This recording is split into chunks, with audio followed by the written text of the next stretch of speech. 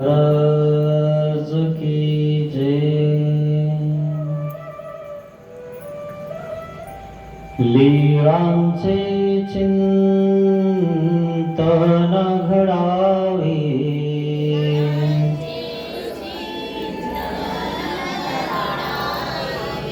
जीवनामुचे पावन व्हावे।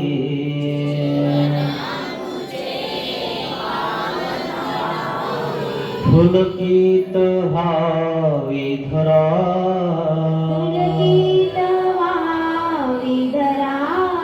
स्वामी श्री चक्रधरा, जय जय श्री चक्रधरा,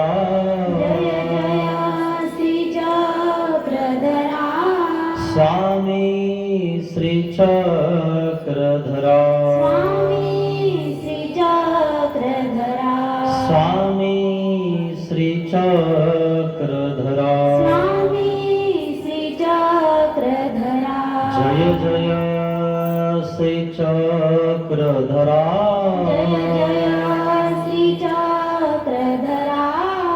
स्वामी श्री चक्रधरा, स्वामी श्री चक्रधरा,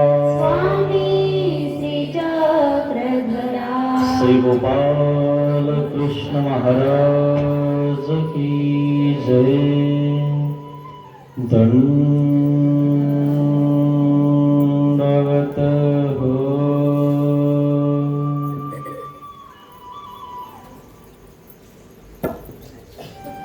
महानुभाव शिदोरी आश्रम निपाणी, छत्रपती संभाजीनगर येथून आलेला हा आश्रम जिल्हा हिंगोली, तालुका वसमत, गाव कुरुंदा। या कुरुंदा गावामध्ये नवशिक असं असणार फुलारी संस्थान, या फुलारी संस्थानचे संस्थापक परमपूजनीय श्री प्रभाकर बाबाजी दुतोंडे व आपल्या गावातील आपल्याला सोडून गेलेले परमपूजनीय परमहंत महाराष्ट्र अधिकरण मोठे बाबा दुतोंडे बाबाजी। बाबाजींना पूर्वी मी दोनदा तीनदा भेटलो। बोराळा या ठिकाणी आमचा आश्रम होता, तिथं बाबाजी शेवटच्या समारोपीय कार्यक्रमाला आले होते। त्यावेळेस बाबांनी शिदोरीवर व्याख्यान दिलं होतं की शिदोरी आश्रम आलाय आणि या शिदोरी आश्रमाने तुम्हाला जी शिदोरी दिलेली आहे तिचा उपयोग करून घ्या। बोराळा या ठिकाणी मी गेल्या 2 वर्षापासून जातो। तिथं मी 15 दिवस राहिलो। परमपूजनीय परमहंत श्री मोती बाबाजी त्यांनी पण खूप चांगला असा प्रतिसाद, परमप्रीती टिकून ठेवली। ते पण आमच्या कार्यक्रमाला अधूनमधून येत होते। खूप सुंदर परिसर, सर्व महिला त्या ठिकाणी शेतामध्ये कामाला जात होत्या, पण 8 वाजता सगळ्या हजर होत होत्या, दोन्ही टाइम। बोराळा येथील सर्व सद्भक्त मी ज्यावेळेस निघलो ना त्यावेळेस त्यांचं हृदय भरून आलं होतं। खूप प्रेम दिलं मला त्यांनी।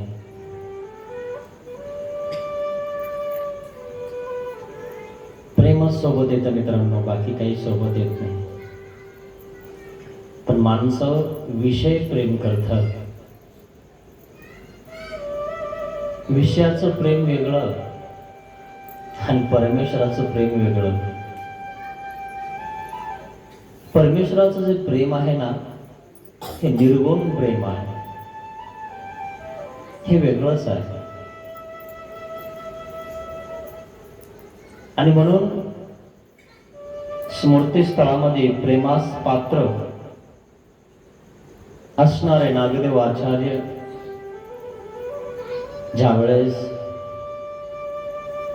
सर्वज्ञ श्री चक्रधर स्वामी बेलापूरहून निघून जातात, त्यावेळेस नागदेव आचार्यांच्या अंतकरणाला पीळ घुसून जातो. देवा, आपण गेले तर धर्म कसा राहील? देवीबिन काही धर्म असेल? देवाशिवाय काय धर्म आहे का? आणि म्हणून नागदेव आचार्याची पूर्व कथा मी तुम्हाला सांगणार आहे. नागदेव आचार्य आणि बाईसा या दोघांच्या एक कथा स्मृतीस्थळाला पहिल्यांदा आहे. आधी बाईसाची, तदनंतर नागदेव आचार्यांची.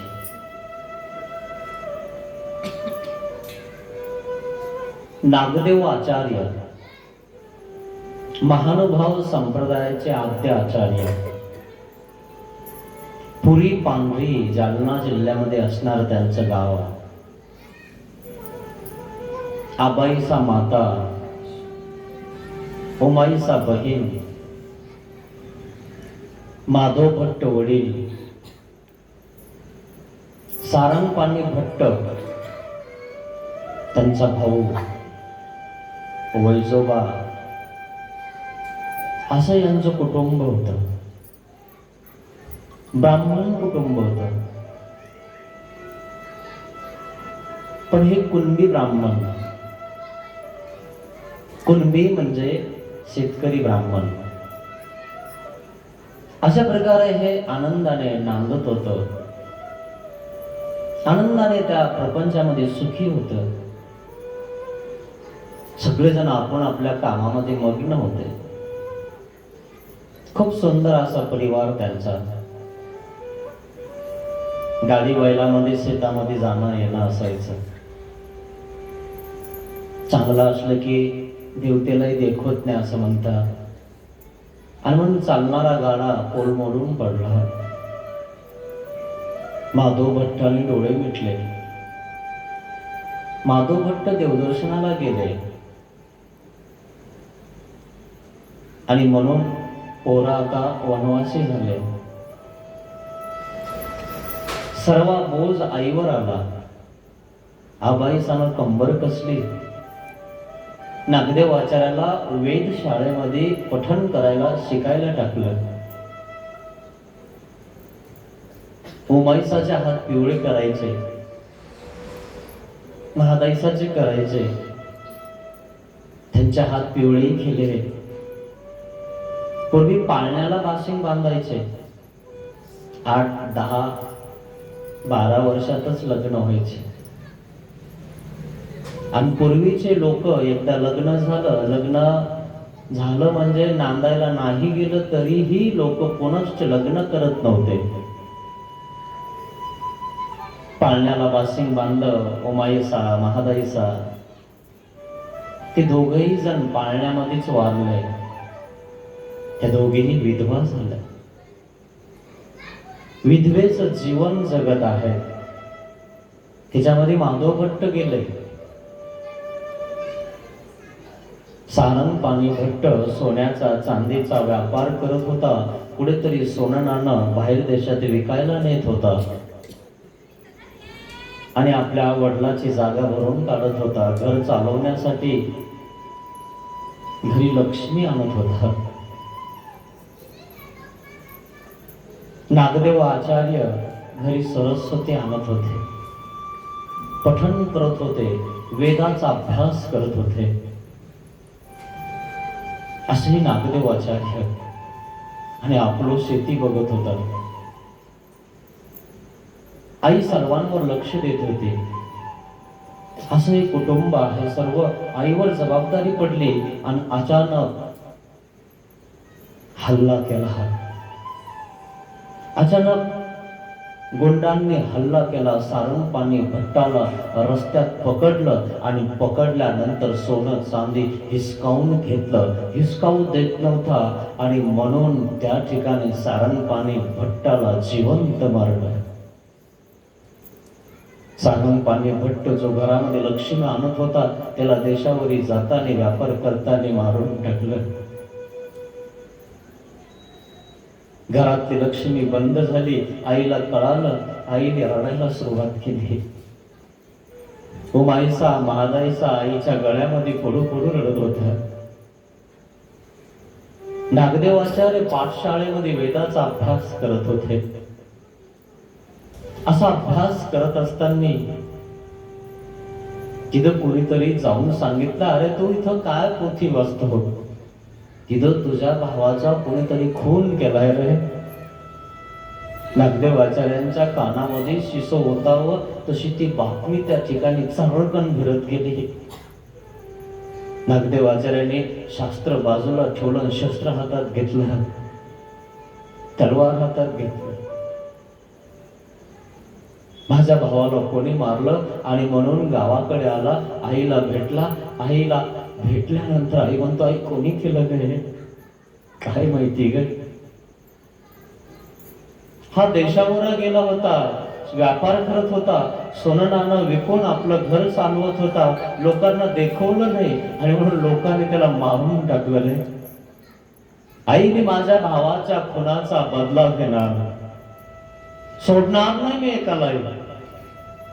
माझ्या निष्पाप भावाला मारलं. माझा भाऊ मला खूप मोठं करणार होता, मला शिकायला टाकलेला आहे, आता मला कोण मोठं करणार? आणि मग दादाच्या जवळ जाऊन नागदेवाचार्य रडतात, दादा आम्हाला सोडून गेलास. अरे मला शिकायला टाकलं, तू कमवायला जात होता, माझं सगळं तू बघत होता, आता कोण बघणार रे माझं? चालती गाडी मरून पडली. नागदेव आचार्यामध्ये गवळी अवतरण निर्माण झालं. नागदेव आचार्य हातात तलवार घेतली, 5-10 जणांची टोळी तयार केली आणि तो दरोडे घालायला लागला. माझ्या भावावर दरोडा पडला ना, माझ्या भावाला लुटलं ना, मी लोकांना लुटणार. कोणी लुटलं माहिती नाही, पण लोकांनी लुटलं ना, मी लोकांना लुटणार. इतरांच्या स्त्रियांना त्या ठिकाणी लुटून त्यांचं सोनं जमा करून मी बदला घेणार.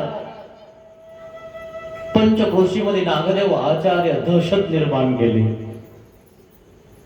जिकडं तिकडं पुरीकर नागदेव असं म्हणायला लागले. सगळेजण घाबरायला लागले. पुरीकर आला म्हणले की सगळ्या बाया दरवाजे लावून घेत होत्या. जिथं आसन सोनं तिथं खड्डे करून पुरून देत होत्या. कोणी कुडाला लावत होत्या, कोणी कुठेतरी ठेवून देत होत्या. अशा प्रकारे हा गवळी अवतरण नागदेव आचार्य होता. नागदेव आचार्यांनी सगळीकडे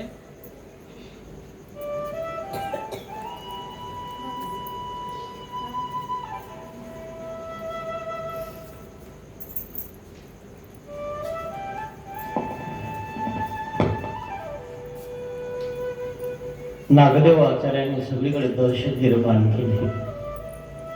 सगळा जनसमुदाय घाबरायला लागला. त्यांना आसपासचे लोक घाबरायला लागले. आई घाबरायला लागली, बहीण घाबरायला लागली. सर्व आपले भावकीतले लोक, गावातले लोक घाबरायला लागले. असा हा नागदेव आचार्य आहे. नागासारखा फुसफुस करायचा, नागासारखा चालायचा, नागासारखा डोलायचा, कोणावरही तुटून पडायचा. माझ्या भावाच्या खुनाचा बदला घ्यायचा आणि म्हणून तो कोणावरही तुटून पडायचा.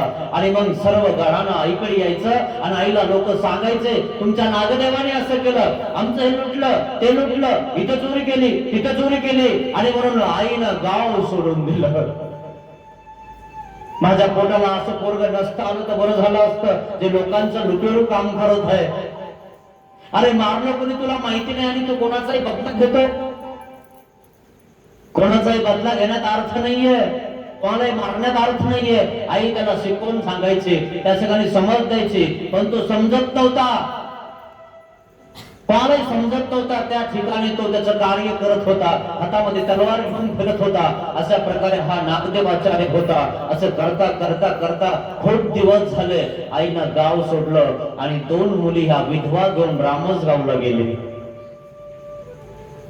रामसगावला 3 वासाची झोपडी बांधली.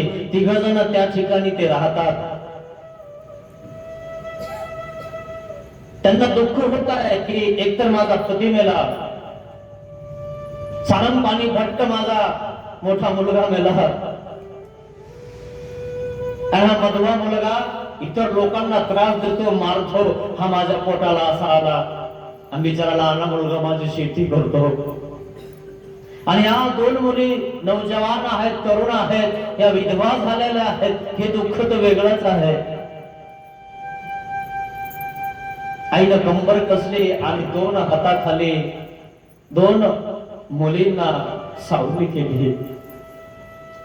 दोघींना घेऊन रामसगाव गाठला आणि त्या ठिकाणी क्षेत्र संन्यास घेतला.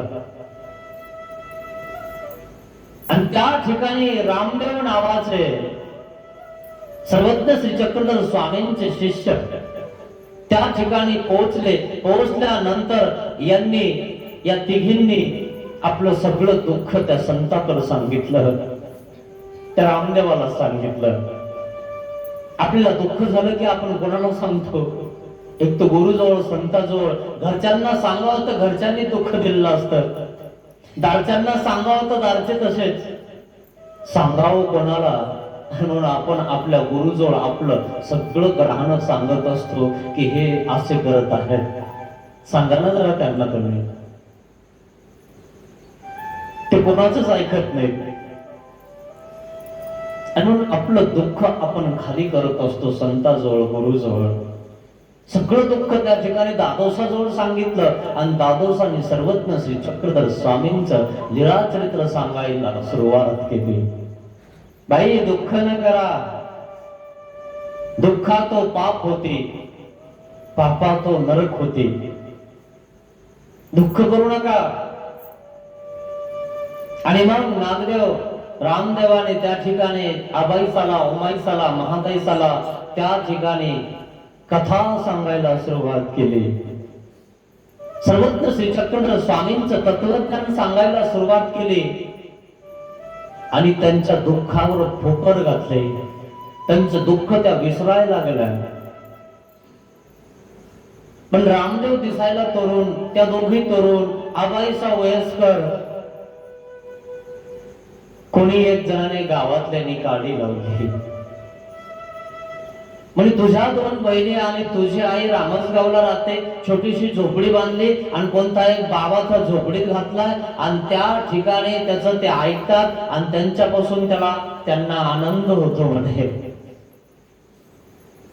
नागदेव आचार्यांच्या डोक्यामध्ये आधीच तो साप होता, आधीच तो सुराचा बदला होता आणि त्याच्यामध्ये अजून हे दुसरंच निर्माण झालं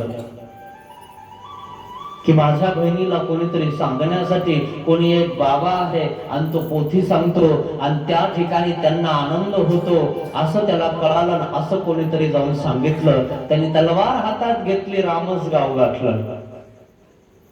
रामसगावला आला आणि त्या ठिकाणी आल्यानंतर बघितलं रामदेवाची पोथी चालू आहे, दादोसाची पोथी चालू आहे. आबाईसा, उमाईसा, महादाईसा बसलेल्या आहेत. उमाईसानं बघितलं, आई दादाला लालबंद डोळे आहेत, इतकाले केस आहेत, हातात तलवार आहे. आई, आपल्याला तो इथे राहू देणार नाही ग. बघितलं त्या ठिकाणी या दोघी तिघी आतमध्ये आहेत आणि तो बाबा त्यांना कथा सांगत आहे आणि त्या ठिकाणी त्याच्या डोक्यामध्ये संशयाचं भूत घुसलेलं आहे. आणि त्या ठिकाणी आला आणि त्या दादोसाच्या पादत्राण्यामध्ये तलवार घातली. तलवार घातली आणि सांगितलंय, महात्म्या ओठ, नाहीतर तुझ्या पादत्राण्यामध्ये अशी चप्पल मध्ये तशी तलवार बसली तुझ्यामध्ये घुसायला मला वेळ लागणार नाही, पण अजून माझ्या हृदयामध्ये धर्म जिवंत आहे. त्या चपला भिरकवल्या आणि तलवार पुढे केली. दादोसाने आपलं कमंडलू आणि घोंगडी घेतली आणि घाम फुटला त्यांना आणि घाबरत घाबरत निघून गेले आणि वाळवंटामध्ये एका झाडाखाली जाऊन बसले. आणि आई समोर आले आणि त्याच्यावर भिडले, अरे काय करतोस तू इथं, तरी आम्हाला सुखाने राहू दे ना. हो, याच्यासाठी झोपडी बांधलीस का तू इथं? तुला त्या बाबापासून आनंद होतो म्हणे. हो होतो, का होणार नाही? या दोघी तरुण, तो तरुण, याच्यासाठी झोपडी बांधलीस का तू? अशा प्रकारे त्या ठिकाणी त्याच्या डोक्यामध्ये संशयाचं भूत आहे आणि त्या ठिकाणी आईनं रणकंडिकेचा अवतार धारण केलाय. आई त्याला इतकी बोलली, इतकी जर तुला आमची गरज होती तर या दोन बहिणी तू का नाही सांभाळल्या? तुला नाही कळालं का आम्ही रामसगावला होतो तेव्हा तू झोपला होता का? तुला नाही कळालं तेव्हा? यांचं संरक्षण करण्यासाठी तू आमच्या सोबत राहायला पाहिजे होतं ना, आमच्यासारखं वागायला पाहिजे होतं ना. तर आम्हाला सोडून दिलं आणि शतसंन्यास घेतला आणि तू फिरायला लागला लोकांची घरं लुटत. इतकं खसावून काढलं आईने त्याला, इतके बोलले आणि तो घाबरला. आई मला इतकं कधी बोलले नाही. जा त्या बाबाला बोलवून आण. ताटावून उठवलंच त्यांना तू आणि त्यांच्याविषयी तू असं संशय घेतोस? तुला तर सांभाळणं झालं नाही तुझ्यावाल्या बहिणी आणि मी सांभाळते आणि ते आमच्या दुःखावर ठोकर घालतात, आम्हाला सर्वत्र श्रीचक्रधर स्वामींच्या कथा सांगतात आणि तुझ्या डोक्यामध्ये कोणीतरी पेटून दिलं आणि तुझ्या डोक्यातला तो कचरा पेटला आणि पेटल्यानंतर तू आमच्यावर तलवार घेऊन आलास. अरे एक तरी वासाया झोपडीला लावलास का तू? चालतो आईला माफी मागितली त्यांनी. आई चुकलं रे माझं. जा त्या बाबाला बोलवून आण, त्यांची माफी माग. गेला. दादोस त्या ठिकाणी वाळवंटात बसलेले आहेत, पोथी वाचत आहेत आणि दादोसाकडे नागदेव आचार्य चाललेले आहेत. दादोस घाबरले, म्हणे हा तर आपल्याकडेच येत आहे, हा तर नाग आहे. काय सांगू, काय करेल आता? दादोस आपल्या पोथीमध्ये मग्न आहेत, बघत आहेत. घाम फुटला दादोसाला. आता काय होणार? मी एकला आहे, तो एकला येत आहे. आल्यानंतर समोर उभा राहिला. दादोस त्याच्याकडे बघत सुद्धा नाहीये. बघितल्यानंतर त्या ठिकाणी तो समोर येऊन बसला. दादोसाचा घाम कमी झाला. उपटणं हातात घेतलं, घाम पुसून काढला. नागदेवाचार्याने प्रश्न केला, तुमच्यापासून आनंद होतो म्हणे. आणि आमच्याकडनं होतोही आणि नाहीही, पण आमच्या सर्वज्ञ श्री चक्रधर स्वामीकडनं मात्र नक्की होतो. आणि स्थितीचा संचार झाला. नामे वेद, नामाने वेद निर्माण झाला, स्थितीचा संचार झाला. आनंद यायला नागदेवाचार्यांना. नागदेवाचार्य आनंदामध्ये डोलायला लागले. अरे आईनं सांगितलं, बहिणीनं सांगितलं, लोकांनी सांगितलं, खरंच तर आनंद येतो या बाबापासून. देवाचं नाव घेतलं की आनंद यायला लागला त्यांना. लोकांनी सांगितलं ते खरं सांगितलं, पण मी त्याचा अपशकुन केलं. मी त्याचा संशय घेतला, हातात तलवार घेतली आणि त्यांच्या पादत्राने त्या ठिकाणी तलवारीनं भिरकावून दिला, त्यांना झोपडीच्या बाहेर काढलं. हे माझं चुकलं. सर्वज्ञ श्री चक्रधर स्वामींचं नाव घेतलं की आनंद होतो, हे खरं आहे. हे त्यांना पण कळालं. नागदेव आचार्य हात जोडले, मला माफ करा, मी तुम्हाला बोललो, संशय घेतला आपल्यावर. आईनं तुम्हाला बोलवलंय, परत जेवायला वाढलं होतं आणि मी तुम्हाला उठवलं, चांगलं नाही केलंय. ठीक आहे, काय हरकत नाही. संत विसरून जातात, संत शांत होतात. आणि कोणाच दादोस नागदेवाचार्यांनी कमंडलू हातात घेतलं, कट्टर हातात घेतलं आणि दादोसाच्या पुढे चालायला लागले. नागाने बाबाचं पटकर हातात घ्यावं, कमंडलू हातात घ्यावं, इतका विषारी नाग आहे, त्याच्या आसपास कोणी भटकत नव्हतं. पंचकृषीतले लोक घाबरून फर कापायचे. आता बघा ना, एका बाबाचं पटकर हातात घेतलं, बाटली हातात घेतली, कमंडलू हातात घेतला, दंडू हातात घेतला आणि बाबाच्या पुढे चालायला लागला. उमाईसाने बघितलं, महादाईसाने बघितलं, आई आई अरे काय झालं, आई दादा काय झालं. दादाने पटकन हातात घेतलं दादोसाचं. आईचा जीव जीवात आला. नक्की दादोसाने काहीतरी मंत्र सांगितला. दादोसाने चक्रधर स्वामींची कथा सांगितली आणि म्हणून याची व्यथा दूर झाली. माझा नाग, त्या नागाचं विष उतरलं. आईला आनंद झाला. झोपडीमध्ये येऊन बसले आणि सगळे जेवायला बसले. जेवण करत असताना नागदेव आचार्य विचारतात, तुम्ही आपल्या गुरुला भेटायला कधी जाणार आहात. सर्वज्ञ श्री चक्रधर स्वामींना भेटायला कधी जाणार आहात. आणि मग ते सांगतात, हो जाणार आहे. माते घेऊन जा, मला सोबत न्या बरं. हो नेईल. आबाईसा म्हणते, हो आम्हाला पण न्या. हो. तितक्या दोघी जणी म्हणतात, उमाईसा आणि महादाईसा आबाईसाला सांगतात, आबाई तू सांग ना दादाला, आम्हालाही सोबत येऊ द्या. सर्वज्ञ श्री चक्रधर स्वामींचं दर्शन आम्हालाही होऊ द्या. हो तुम्हाला पण घ्यायचंय. एक दिवस मुहूर्त निघाला आणि दिंडी निघाली सिन्नरला. सगळे भक्तजन त्या ठिकाणी दादोसा सोबत निघाले.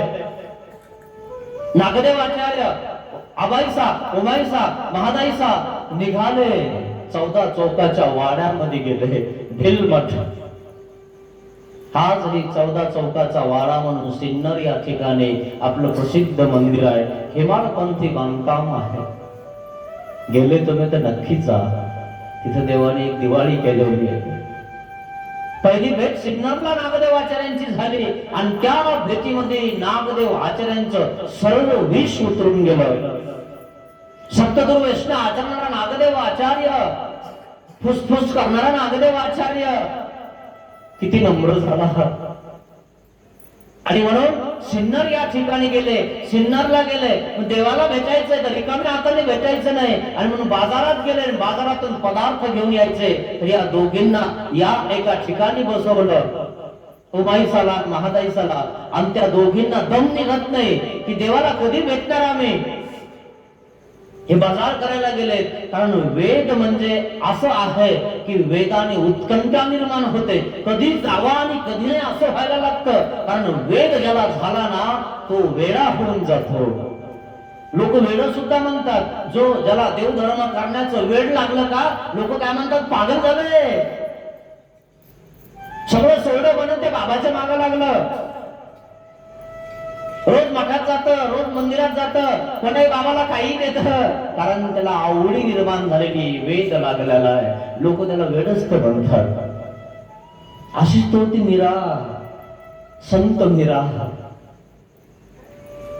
लोक तिला वेडी म्हणायचे, पागल म्हणायचे, काही पण नावं ठेवायचे. ती म्हणायची मी लग्न करणार तर श्रीकृष्ण महाराजासोबत करणार, मी कोणाशी करणारच नाही. आणि म्हणून एक मूर्ती घेऊन ती फिरायची. अशी संत मीरा होती. ती लग्न करत नाही म्हणून कोणी कोणी तिच्यावर काय काय नाही बोलले. काही लोकांनी तर तिच्यावर काही काही उपयोग केले. पण तिनं तिचा देव नाही सोडला. लोक किती भुगले, पण ती त्या भुगल्याला त्या ठिकाणी समोर गेली. आपला देव नाही सोडला. कोणी निंदा केली तरी नाही सोडला. अशी मीरा होती, संत मीरा. पग घोंगरू बांध के नाचे रे मीरा. कोणासाठी? देवासाठी. अशी मीरा होती. मेल्यानंतर आता तिची संत मीरा जयंती साजरी करता लोक. जिवंत होती ना, देवाला त्या ठिकाणी ती मानत होती, देवाकडे जात होती तर लोक नावं ठेवत होते. पाहिले का लोक कसे? लोक चालू देत नाही तुम्हाला मित्रांनो. लोकांसाठी जगू नका, पहिलं ध्यानात घ्या. लोक काय बोलतील याचा भरोसा नाही. जास्त देव धर्म केला तरी यांना देखवत नाही, वाट्यावरून सोडत बसतात. पोथी संपली वाटतं, चालल्या बाया आणि यांना टाइम नाही. आणि वाट्यावर गप्पा आणायला रिकाम्या टाइम आहे, सटाक्या सोडायला टाइम आहे. अरे जवळ आला परमेश्वर दूर जाईल, जरा ध्यानावर या. पुन्हा वेळ भेटणार नाही, पुन्हा असा धर्म भेटणार नाही, पुन्हा कोणी असं समजावून सांगणार नाही. मेलेल्या माणसाला कोण सांगत? तुम्ही जिवंत म्हणून तुम्हाला सांगण्याचा प्रयत्न करत आहेत. चौघाच्या खांद्यावर चालला बसून याला कोण समजावीन आता खाली बसून? मेलेल्या माणसाला सांगणार का कोणी? तुला कळतं आणि तू वळशील आणि म्हणून तुला सांगायला लागलो. मेल्यावर तर तुला कोणी विचारत नाही, एकदा पुरला की कोणी तिकडे जातही नाही. तू कुठं गेला, कोण्या देशात आहे, कोणी बघत नाही, कोणी तपासही करत नाही. मरायच्या आधी तो हरपला तर लोक थोड्या दिवस फिरतात, कुठं हरपला. मेल्यावर नाही हरपत, मेल्यावर नाही बघत कोणी तुम्हाला. मेलेल्या माणसाला कोणी सांगत नसतं, जिवंत माणसाला सांगतात. जिवंत पर्यंत सावध व्हा मित्रांनो. त्या दोघींना त्या ठिकाणी ठेवलं आणि बाजारात गेले. या दोघींना दम निघत नव्हती, आवडी संचारलेली होती आणि दोघे जणी पटकन उठल्या आणि 14 चौकाच्या वाडामध्ये गेल्या आणि त्या ठिकाणी सर्वज्ञ श्री चक्रधर स्वामी शतपावली करत होते. स्वामींना बघितलं आणि बघतच राहिले. स्वामींची मूर्ती इतकी सुंदर होती ना, बस बघतच राहावं. जो अवयव जैसा व्हावा तैसाची, अजान बाहू विशाल नेत्र. इतके इतके सुंदर देव कलियुगामध्ये फक्त सर्वज्ञ श्री चक्रधर स्वामी सुंदर होते. द्वापार युगात श्रीकृष्ण महाराज सुंदर होते. त्रेत युगात सीता सुंदर होती. आपण सुंदर नाही मित्रांनो, काही लावलं तरी आपण सुंदर दिसत नाही. सुंदरता ती आहे ती 32 लक्षण सुस्वरूप, जो अवयव जैसा व्हावा तैसाची. ती सुंदरता आमच्या देवाकडे होती, म्हणून तर एक कपडा घातला तरी देव सुंदर दिसत होते. गौर श्रीमूर्ती अशी देवाची श्रीमूर्ती होती. गौर वर्ण चांपे गौर, चाफ्याच्या फुलासारखी थोडी पिवळी थोडीशी पांढरी, अशा प्रकारे त्या ठिकाणी सर्वज्ञ श्री चक्रधर स्वामींना या दोघींना बघितलं, बघतच राहिलं. बघितल्यानंतर देवाला दंडवत घातला. म्हणे महाराज आमची सांगाती बाजार आणायला गेली, पण आम्हाला तुम्हाला बघावा असं वाटत आहे, थांबावं असं वाटत नाही, म्हणून आम्ही दोघी जणी तुमच्या दर्शनाला आलो.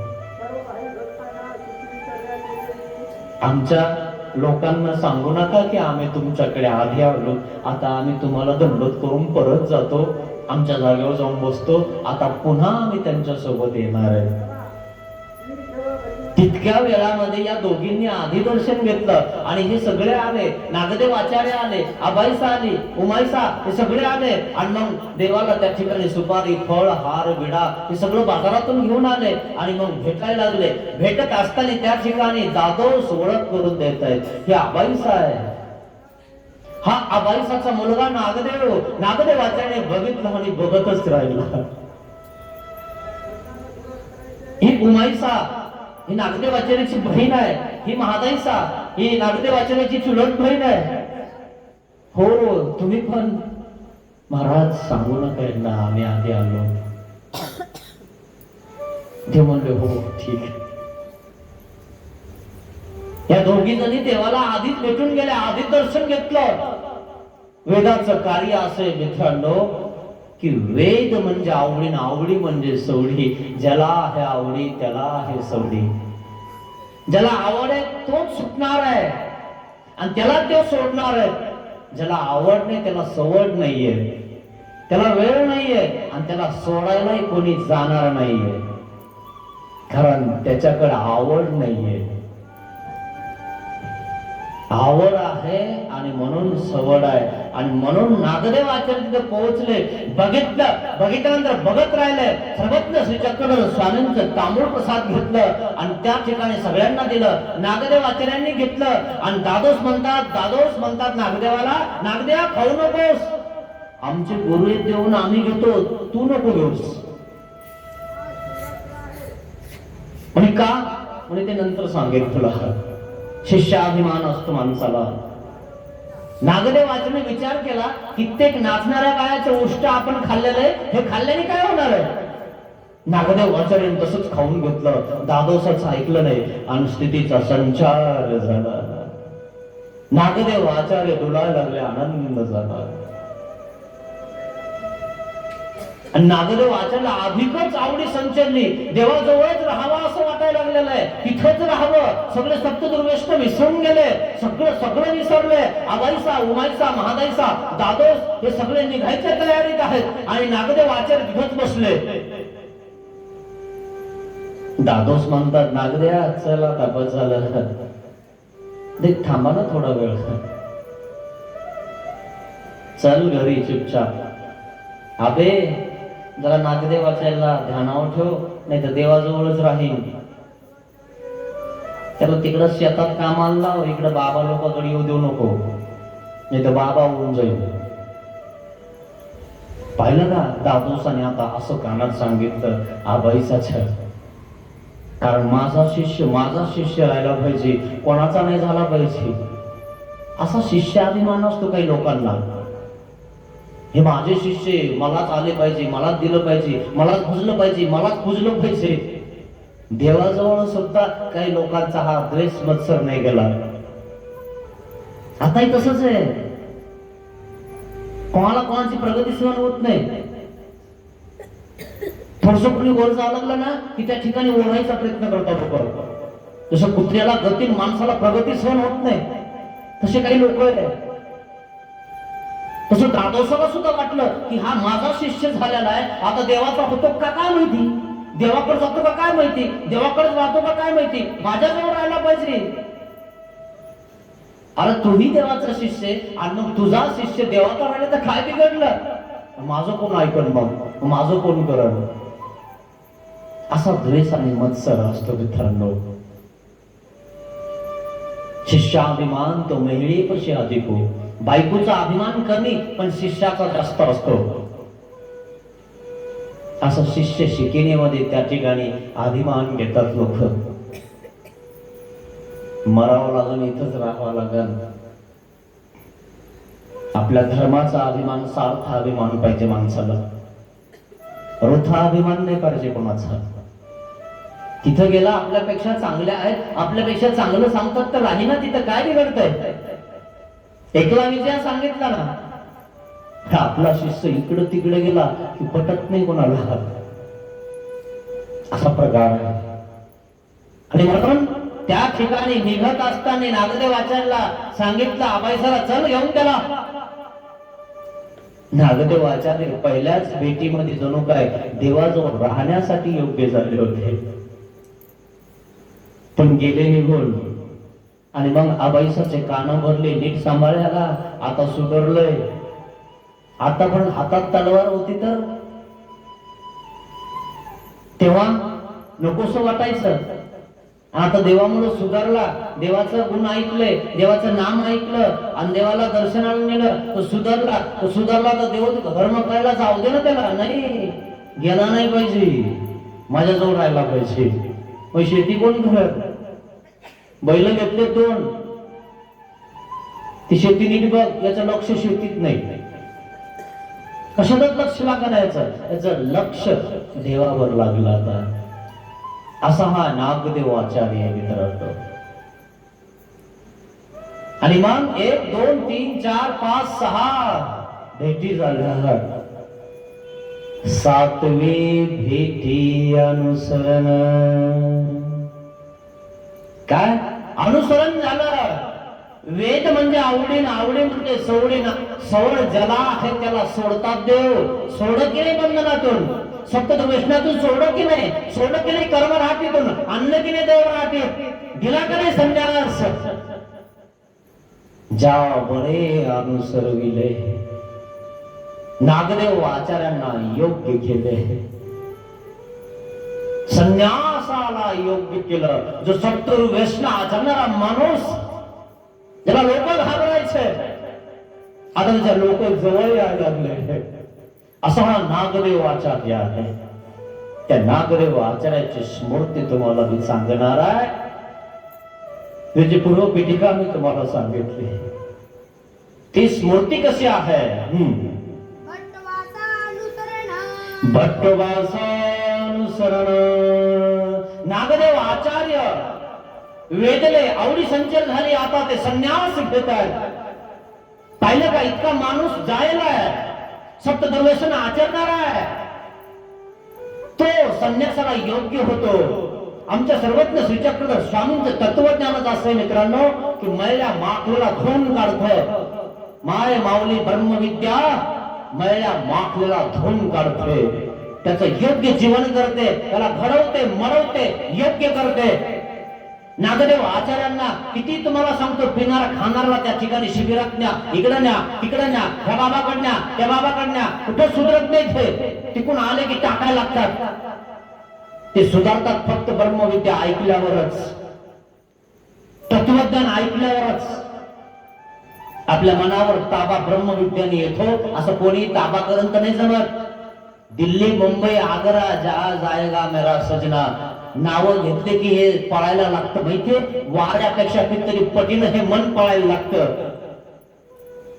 ज्या गाव तुम्ही बघितलं नाही त्या गावाला जाऊन येतो. हे दिल्ली बघितली नसेल तरी दिल्लीचं नाव घेतलं की तुम्ही वर्णन करायला लागतं मनामध्ये. दिल्ली अशी असू शकते, मुंबई अशी असू शकते, कलकत्ता असा असू शकतो, आग्रा असा आहे. तुम्ही तो बघितलं नाही तरी पण वर्णन करतो ते मन, किती स्पीड पळतं ते. आणि म्हणून देवाने सांगितलंय अर्जुनाला की अर्जुना, या मनाला कामामध्ये कर.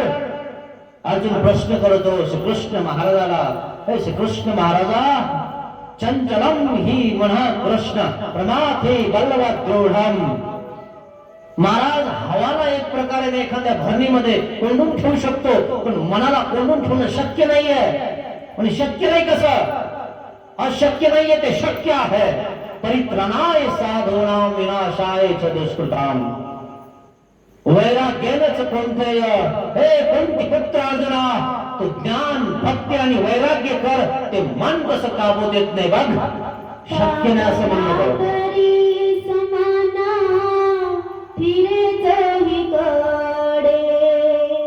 कैसे तुझे ध्यान धरू सांग श्री हरी रे.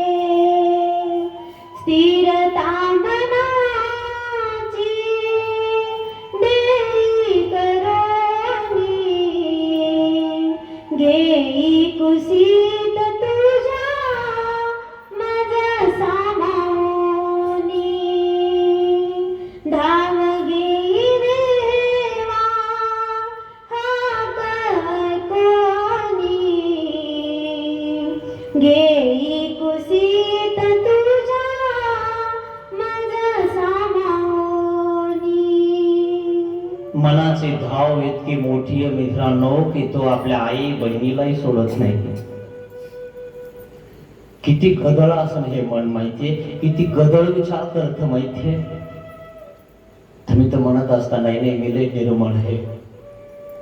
कोणी निर्मळ नाहीये, निर्मळ नाही म्हणून तिथं टपकले. त्या मनालाच विचारा की आपण किती गदळ आहे. ते निर्मळ होतं फक्त ब्रह्मविद्या ऐकल्यावरच. कोणाला सोबत नाही मित्रांनो. ते एखाद्या स्त्रीचे केस बघितल्यावर सुद्धा ते काय काय विचार करतात. म्हणून आमच्या देवाने सांगितलेलं आहे की केस सुद्धा कोणाचे बघू नये.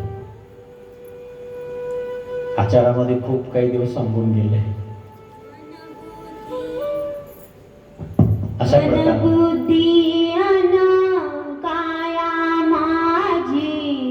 दोषाची जननी, दृष्टीलाही माळ लागला प्रदूषित वाणी.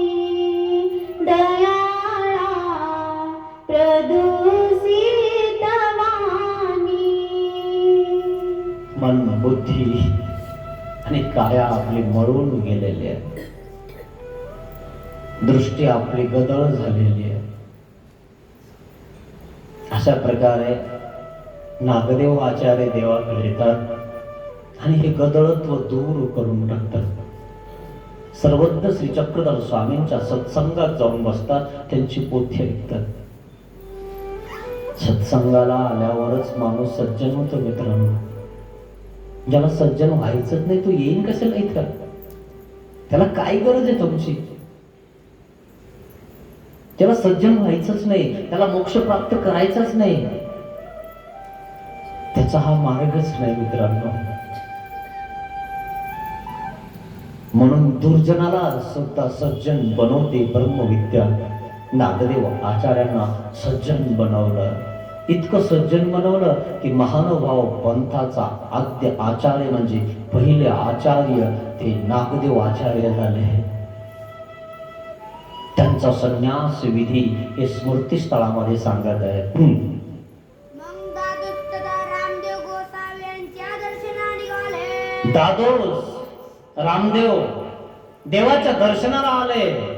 आता हे दादोसाने आणलेले नागदेवाला देवाकडं, आणि म्हणून निमित्त आहेत हे देवाकडे आणणारे, आणि म्हणून हे दादोस याच्यावर थोडासा दाब देतात. हे बघ मी म्हणतो तसं कर, असा प्रकार आहे.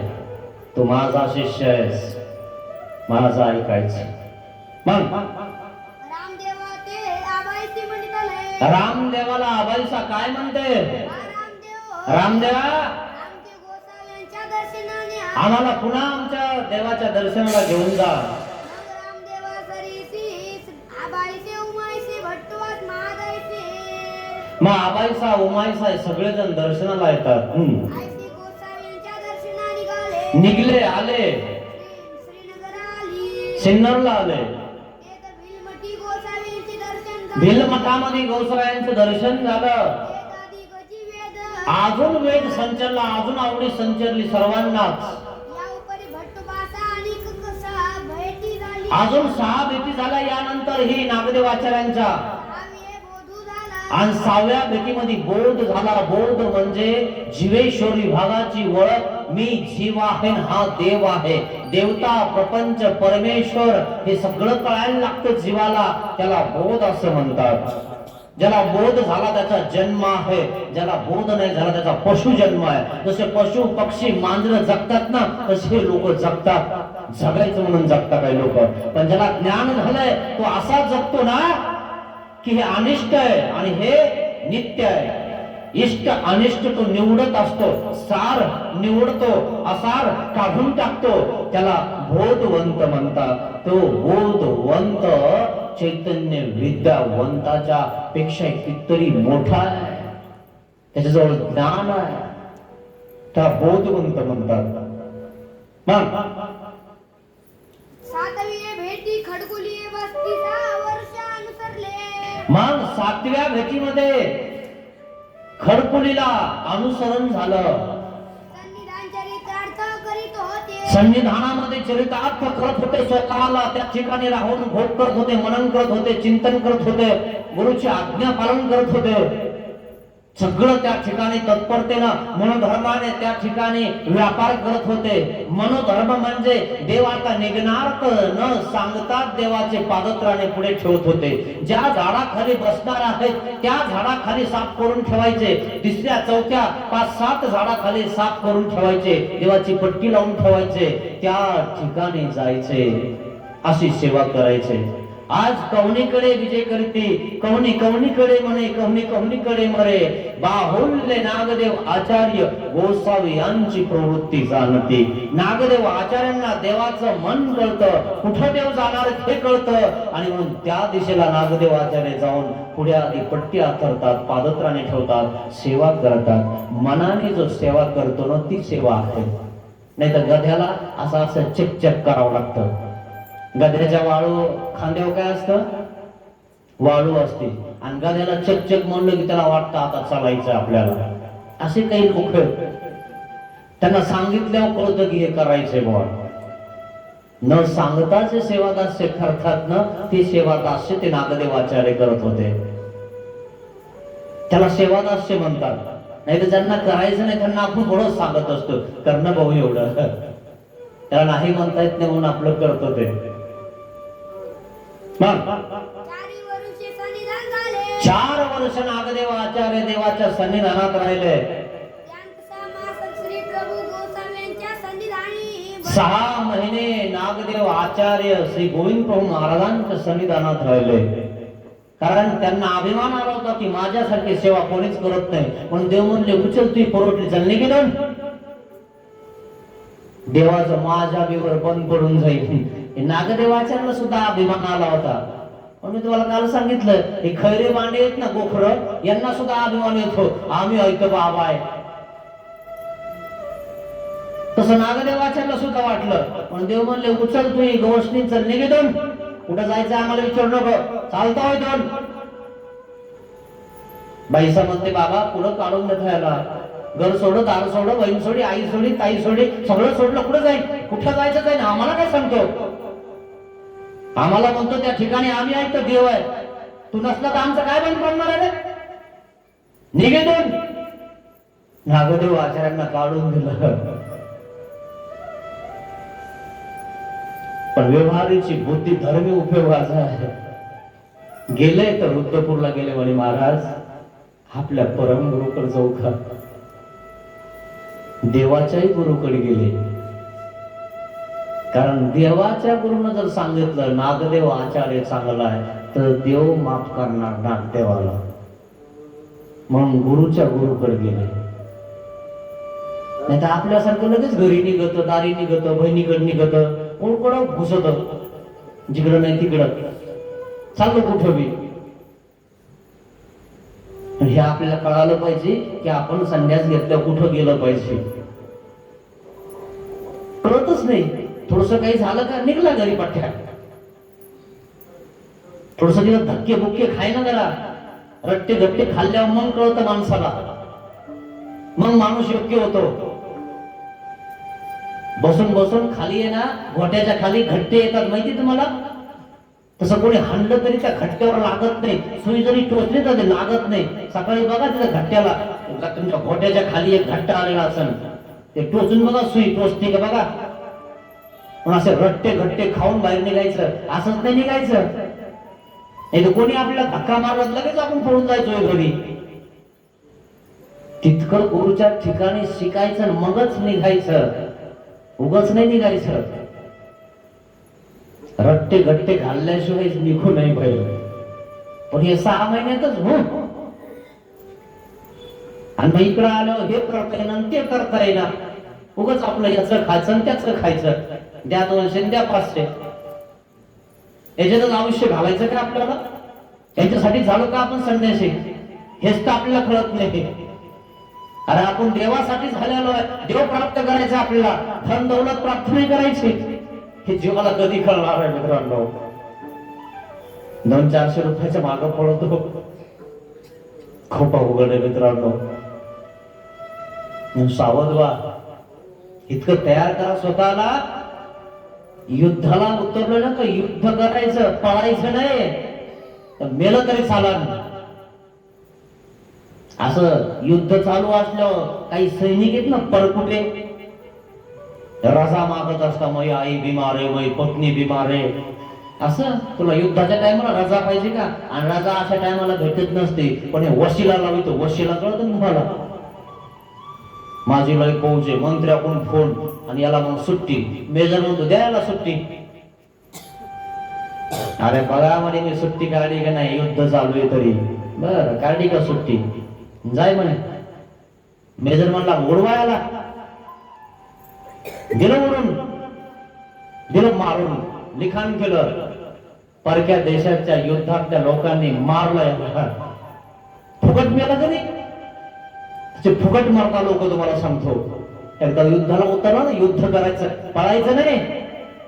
असं पळायसाठी युद्धाला उतरलोत का हेच कळत नाही लोकांना. थोडस कोणी काही बोललं का लगेच निघाला घरी, थोडस काही झालं का लगेच. अरे नीट अभ्यास कर, चिंतन कर, कोणी बोललं तरी सहन कर. रट्टे घट्टे खळा पाणी खाऊन त्या ठिकाणी मार्गामध्ये राहिलं पाहिजे. तटस्थ गुरुला प्रसन्न केलं पाहिजे. त्या गुरुकडनं आपलं सगळं ज्ञान ग्रहण केलं पाहिजे. त्या गुरु बोलला, गुरुनं एक हाणली की लगेच निघायचं. तो बाप तुझी आई हाणत नव्हती का तुला? निघला का? गेला का कुठं? किती मार खाल्ला, बाईनं मार खाल्ला, सगळ्यांनी मार खाल्ला, गेले का कुठं? पुन्हा तिथंच राहते ना मार खाऊन खाऊन.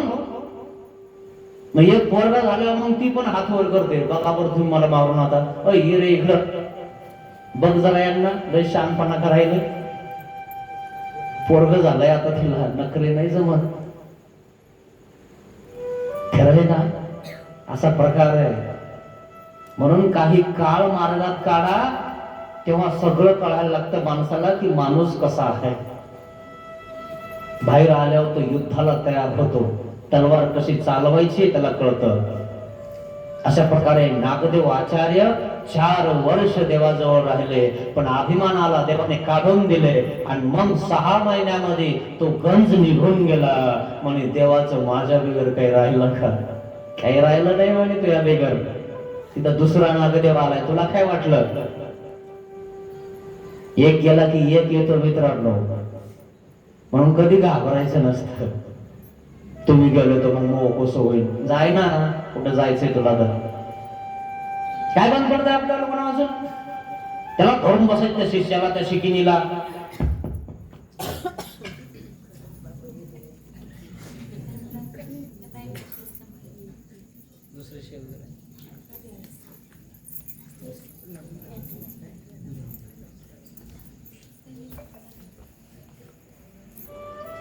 संन्यास घेण्यासाठी योग्य झाले आणि म्हणून संन्यास घेतल्यानंतर न्यास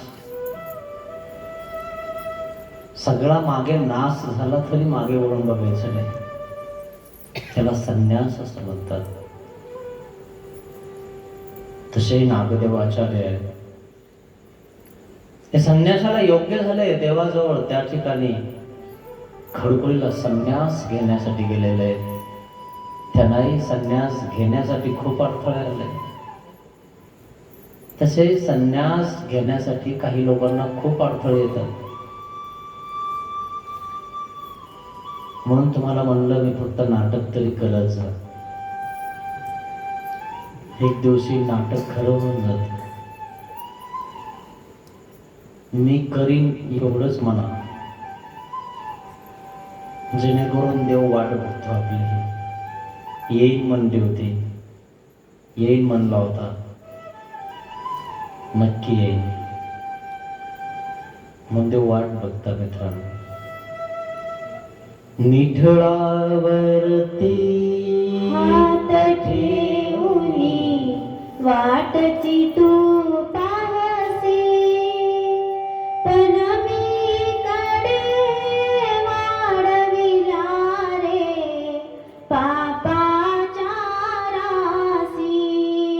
दयाळा पापाच्या रासी.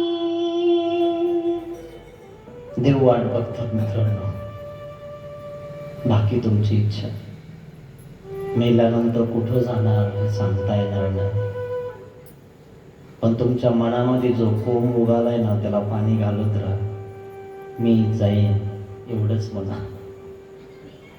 जेणेकरून ते झाड एक दिवशी मोठं व्हायला लागतं. त्याला पाणी कमी पडू देऊ नये. तसे नागदेव आचार्य संन्यास घेण्यासाठी येतात. आऊट वधूची आमच्या गोसाव्यांच्या सन्निधानी भरली. 3.5 वर्ष सर्वज्ञ श्री चक्रधर स्वामींच्या सन्निधानामध्ये नागदेव आचार्य राहिले. योग्य झाले, घडले, मडले. देवाने त्या ठिकाणी पाणी मारलं चेहऱ्यावर, तोंडावर, उठवलं, खोकवलं, मनन केलं, चिंतन केलं, आचार्य केलं, आचार्य पद दिलं. अरे नागदेवा, हे आचार्य पद तुझ्या माग आहे. आमच्याकडनं एका दोघा, तुझ्याकडनं 7-5. म्हणे नागदेव विचार करतोय, म्हणे महाराज माझ्याकडनं 7-5 आला. म्हणे असंच आहे, कारण ऊंच तवतो तोकडे, हिम तवतो बहुत. देवीन काही धर्म असे महाराज, ते तसंच आहे. आणि अस्तिपुरी तुला सांगत आहे, या आष्टीपरी प्रमाणे तू वागायचं. हे आष्टीपरीचे वचन आणि सूत्रपाठातले जे वचन आहेत ना, ते वचनरूप परमेश्वर आहे, तो तुमच्या सोबत आहे. वचनाला प्रमाण ठेवून कार्य कर. वट रोपाचा दृष्टांत सांगितला. वट रोप म्हणजे वडाचं रोप असतं. तुम्ही कधी मिरच्याचं कांद्याचं रोप टाकला असेल शेतामध्ये, त्याला तुम्ही कुपाट्या लावत असता. पण पाणी पिण्यासाठी शेळ्या मेंढ्या गायी ढोरं येतात आणि त्या काट्याच्या वरतून जातात आणि खुरं जात. त्या खुरीनं त्या ठिकाणी ते रोप मोडून जात. ते लहान आहे, कोवळ आहे म्हणून मोडतं. तेच रोप चांगली खूप काठी केली, आतमध्ये ढोर जाऊ दिलं नाही, पक्क ठेवलं, तर ते वडाचं झाड वड होऊन जातं. आता हत्तीनं जर मिळून अशी जर धडक मारली ना, तरी ते झाड पडत नाही. म्हणून जोपर्यंत ते लहान आहे ना, जोपर्यंत ते कोमळ आहे ना, तोपर्यंत माणसाने माणसाला जपलं पाहिजे. एकदा तर ते जरट झालं ना, गोट्याच्या त्या घट्ट्यासारखं, काही पडत नाही, काही फरक पडत नाही. किती रट्टे घट्टे खाल्लेले नाही म्हणतो असे आम्ही. असा प्रकार आहे. म्हणून इतकं पक्क व्हायचंय मित्रांनो. मग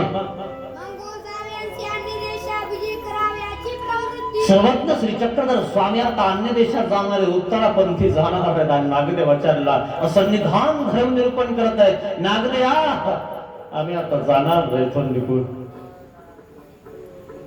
देवा देवा वगैरे काही धर्म आहे का? असं कसं शक्य आहे? मग काय म्हणतात नागदेवाचार्य? जी महाराज, महाराज मी कोणाकडे राहू, कोणाकडे जगू, कसं जगू? देव काय म्हणतात? तुला श्री गोविंद प्रभू महाराजाला निरवलं जायचं, त्यांच्याजवळ जाऊन राहा. आणि सर्वज्ञ श्री चक्रधर स्वामी उत्तरापंथला निघून गेले आणि नागदेव आचार्य रुद्रपूरला न जाता भानकडेच्या डोंगरात जाऊन स्वतःला झोकून दिलं.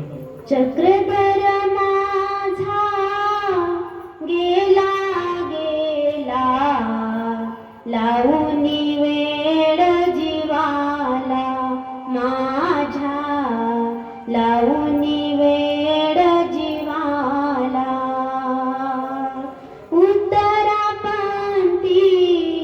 गमन करोनी महाराष्ट्राचा त्याग करोनी, निघून कसा तो गेला गेला, लावून वेड जीवाला माझ्या, लावून वेड जीवाला.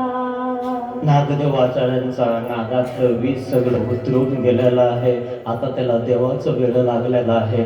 देव चालले तर हा रडायला लागलेला आहे. देवाला रुग्ण संताला बघून तर त्याच्या पायाखालची वाळू सरकायची, तर पायाची आग मस्तकाला जात होती. माहिती आहे? दादू साहेब किती धावून गेलो की तलवार घेऊन. ते प्रत्येक माणसामध्ये धर्म आहे. फक्त त्या माणसाला मार्गदर्शन करणारा माणूस भेटला ना की तो योग्य दिशेनं चालायला लागतो. इतका बिघडलेला माणूस या तत्वज्ञानाने इतका सुधारला की देव चालले तर तू रडायला लागला, पडायला लागला. कसा ना नागदेव, कसा होता, कसा झाला?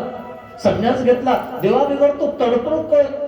आचार्य पद दिलं, आचार्य झाला. विचार करण्यासारखी गोष्ट.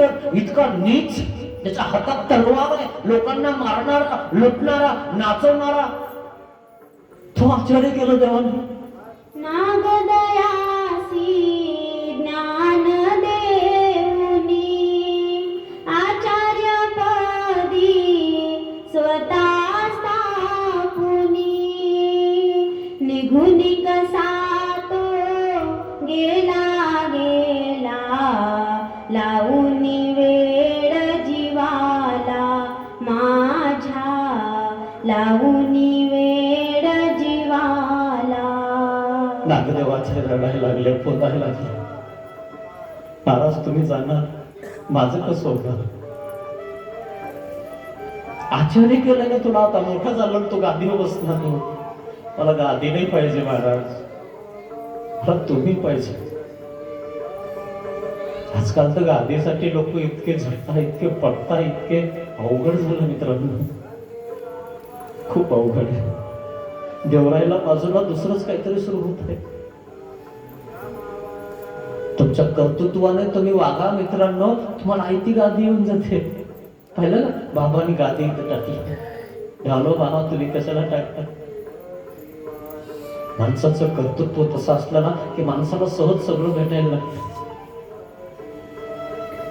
नागदेवाचार्यला विचार पण नव्हता की मला गादी देतील, मला आचार्य करतील, आणि देवाने आचार्य केलं. तू सांभाळ या सगळ्यांना. पण नागदेव आचार्याचं याच्यामध्ये मन नव्हतं. नागदेव आचार्याला देव पाहिजे होता, आणि म्हणून स्वतःला पानकडीच्या डोंगरामध्ये झोकून दिलं. भाद्रपद शुद्र अष्टमी सोमवारू तत्तिनी विजय केले. सर्वज्ञ श्री चक्रधर स्वामी इथून निघून गेले. भट्टाळेश्वर योग्य अवस्था. नागदेव आचार्यांची अवस्था प्रकटली. नागदेव आचार्य स्वतःला सांभाळत नाही. आता बिकट परिस्थिती झाली त्यांची देवाघेवाणी. गोसावी विजय केल्या उपरी मंगेश्वराची नियोगे भट्टा अवस्था प्रकटली. योग नागदेव आचार्याला सर्वज्ञ श्री चक्रधर स्वामींचा योग आहे. योग पसरला त्यांना. नागदेव आचार्य सर्वज्ञ श्री चक्रधर स्वामींशिवाय राहू शकत नाही अशी अवस्था त्यांना प्रगटलेली आहे. आणि ते देवाला धुंडाळत निघत आहेत. सर्वज्ञाविन नागदेव ते उदास झाले त्या समयी. विरहाग्नी तडकला भयंकर, शांत होईना तो हृदयी. सुख चैन नाही मनी तळमळतो, जळाविन मासा जसा तडफडतो.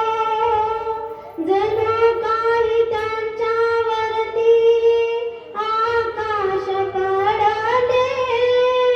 सौख्य जीवनाचे ते छिन्न भिन्न झाले.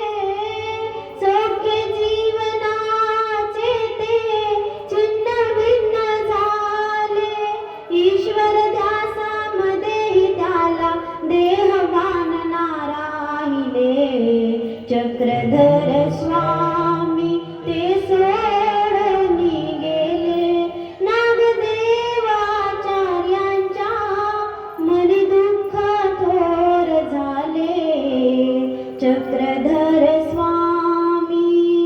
पाहिलं का मित्रांनो, माणूस कसा असतो आणि कसा होऊन जातो ना. नागदेवाचार्य कसा होता त्यांची पूर्ण पीठिका मी तुम्हाला थोडक्यात सांगितली. आई घाबरायची, बहीण घाबरायची, लोक घाबरायचे, गावातले घाबरायचे, पंचक्रोशीतले घाबरायचे. पण आता देवाच्या इतक्या जवळ गेला की देवाबेगर तो राहू शकत नाही. प्रत्येक माणूस चांगला आहे मित्रांनो, फक्त त्याला मार्गदर्शन करणारा गुरु भेटला पाहिजे. क्षणभर राहावेना तुम्हाविन स्वामी. जिथे तिथे शोधितो मी झालो दीनवाणी. जन्मदे स्वामी विना झाला बावरा. तुम्हाळवितो तुमचा वानरा. तुम्हाळवितो तुमचा वानरा. नागदेवाचार्य देवाला शोधण्यासाठी भानखडीच्या डोंगराकडे स्वतःला झोपून देतात. ते निघाले नागदेवाचार्य. खानखेडाच्या डोंगरी घातले. स्वतःला भानखडीच्या डोंगरामध्ये टाकून दिलं. कोण्या एका गावामध्ये भिक्षाला जायचंय तर श्री चक्रधर द्यागा म्हणायचे. माझा श्री चक्रधर मला भिक्षेत वाढा. स्वामी विना कधी आन येईना. नामही त्या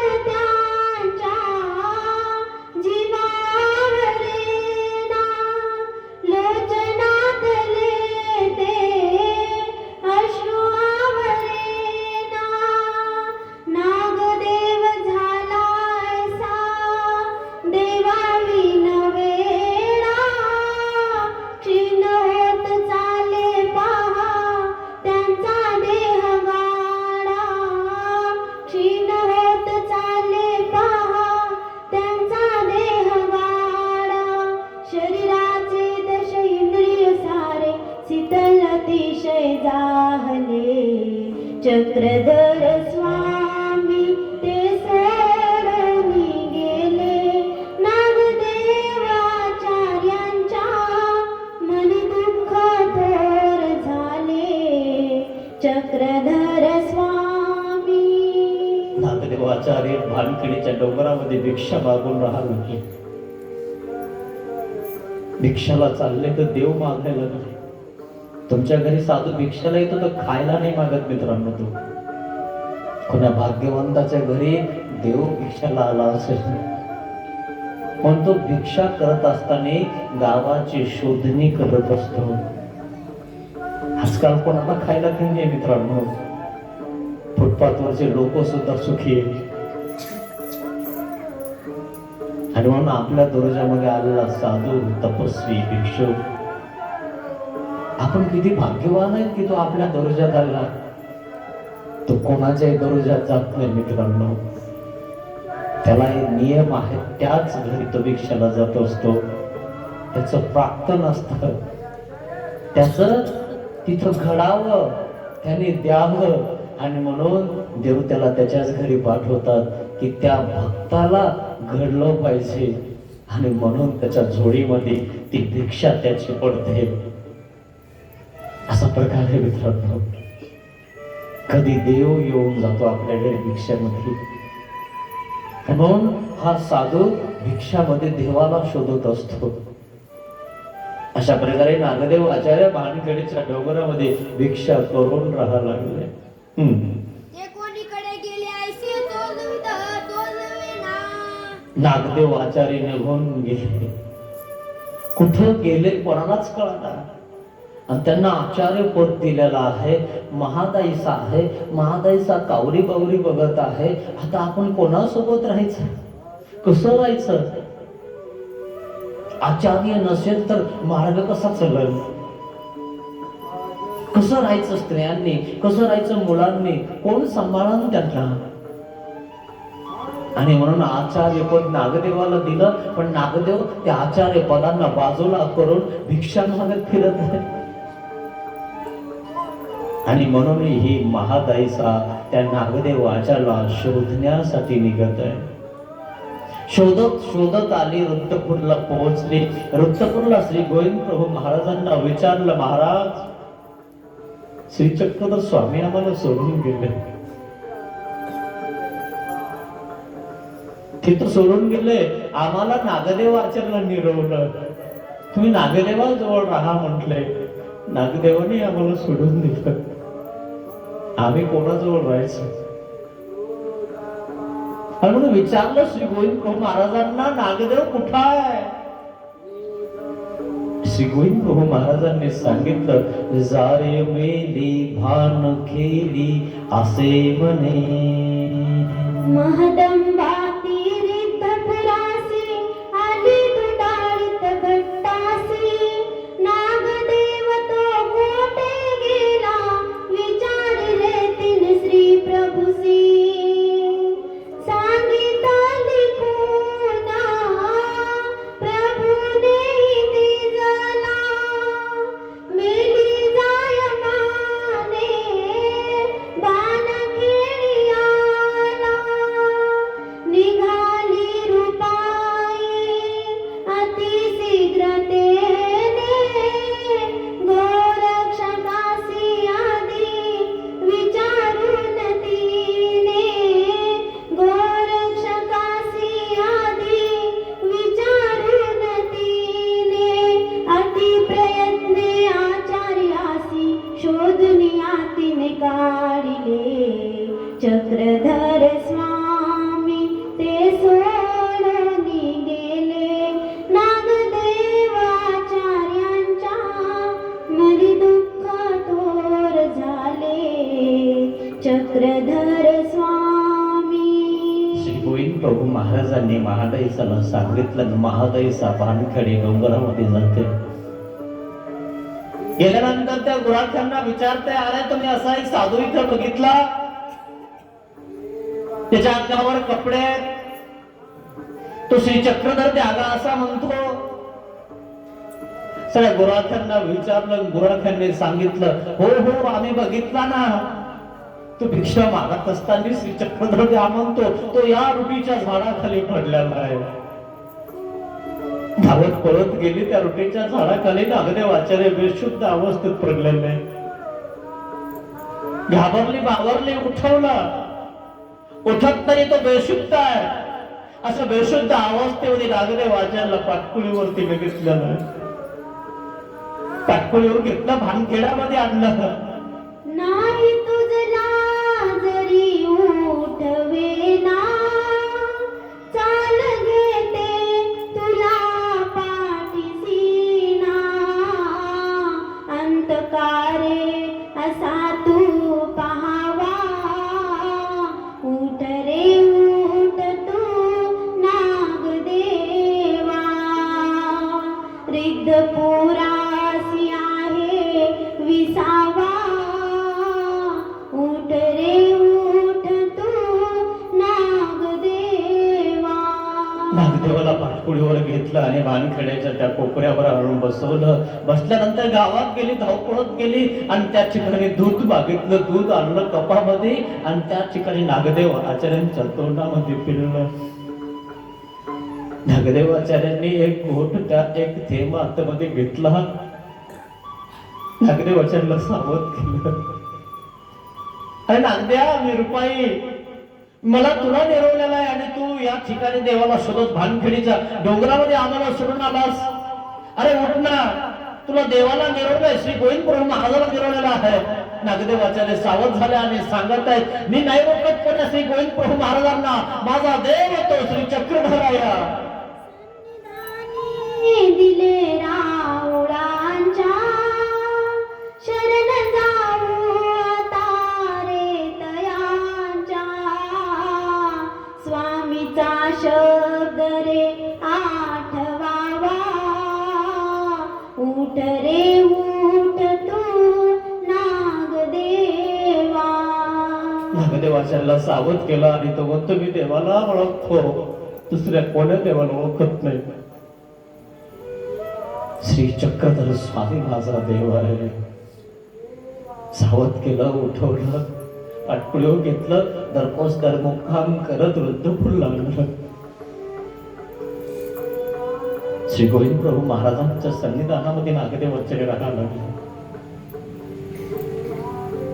त्या ठिकाणी बरेच दिवस राहिले. तदनंतर त्यांना तिथं कर्मना देव ज्या ज्या ठिकाणी गेले त्या त्या ठिकाणी ते स्थानवंदन करायला निघाले.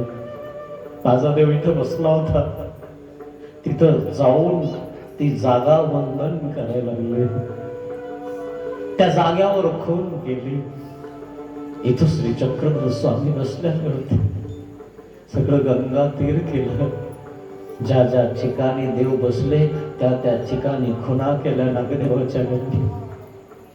अशा प्रकारे नागदेव आचार्य देवाला शोधत निघाले.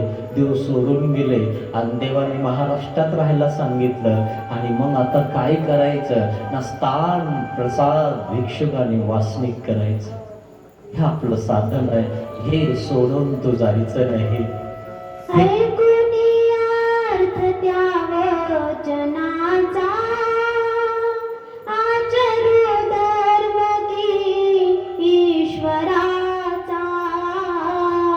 अर्जुनाला कुणी समजावा, उठ रे उठ तू नागदेवा. अशा प्रकारे नागदेव आचार्य वृद्धपूरला आले. देवाचं स्थानवंदन करत करत डोनेग्रामला पोहोचतात. डोनेग्रामला त्या आसन छिन्नस्थळीचा एक पोपडा असा फुटलेला होता. तिथं हात लावला ना, त्या आसन छिन्नस्थळीचा विशेष निघाला. आसन छिन्नस्थळी प्रसन्न लीळा आहे तिथल्या. आणि म्हणून तिथल्या लीळा, तिथलं वर्णन डोनेग्राम वर्णनामध्ये आलेलं आहे. खूप सुंदर आहे.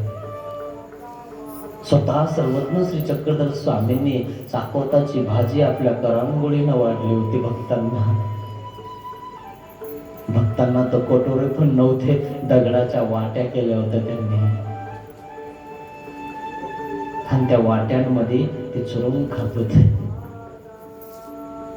अशा प्रकारे नागदेव आचार्य देवाला शोधत शोधत डोमेग्रामच्या दिशेने येतात आणि मग डोमेग्रामचा राजमठ वंदन करतात.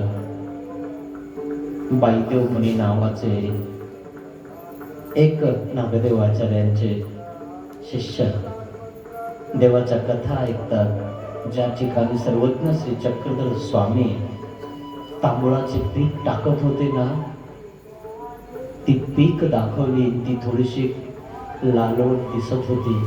बाईदेव बास ती पीक प्रसाद म्हणून जिभेला चाटत होते. त्या जिभेला जिव्हारी लागले मित्रांनो. अशा प्रकारे नागदेव आचार्याने स्वतःच जीवन चरित केलं. आपण नागदेव इतके तर नाहीत का चांगले? आपण आपलं जीवन का नाही बदलणार? आपण काही दगड का? आपण तो ऑलरेडीच मूर्ती आहोत. आपल्याला घन छन्नी लावायची गरज नाही. दगडाला घन आणि छन्नी लावावं लागते आणि त्याला डोळे नाक कान तयार करावं लागतं, मग त्या दगडाच्या लोक पाया पडतात. तुम्ही तर रेडीच आहात. तुमच्या तर आजच लोक पाया पडतात, आजच दंडवत म्हणतात. दगडा इतकी चालेल नाहीये. आपण स्वतःला सावध करा मित्रांनो. त्या मोहमायेतून बाहेर या मित्रांनो, नाहीतर आपल्याच हाताने एवढा मोठा धोंडा आपल्या पायावर आपण हाणून घेणार, भुंकत गाढव चोरी जाणार. सावध व्हा मित्रांनो. नागदेव आचार्यांचं जीवन चरित्र तुम्हाला सांगण्याचा प्रयत्न केला. स्मृती स्थळामध्ये हे नागदेव आचार्यांचं जीवन चरित्र आलेलं आहे की नागदेवाने त्याग कसा केला, देवाचे कसे झाले, ते होते कसे, झाले कसे. अशा प्रकारे त्यांनी देव प्राप्त करून घेतला. आपण आजपर्यंत जरी नाही झालो सावध, तर इथून पुढे तरी सावध व्हा. देवाला माफी मागा. पतित पावना दीन दयाळा, पावन दीन दयाळा, दया करी रे स्वामी,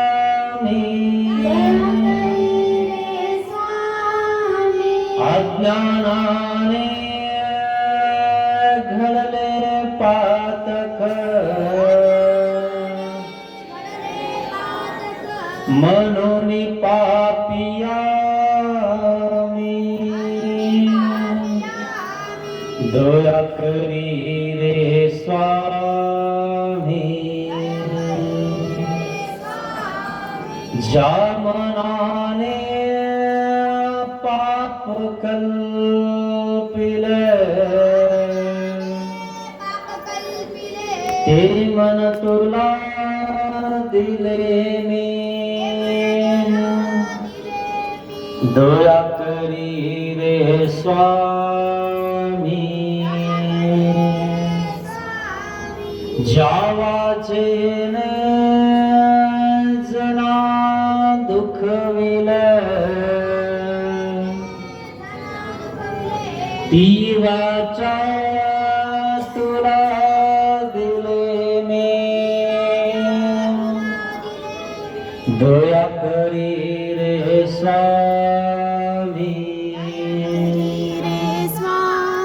देहाने हा कर्म कराया,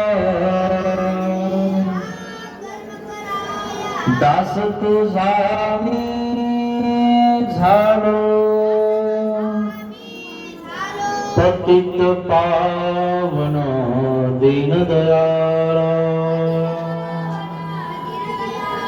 दया करी रे स्वामी, दया करी रे स्वामी.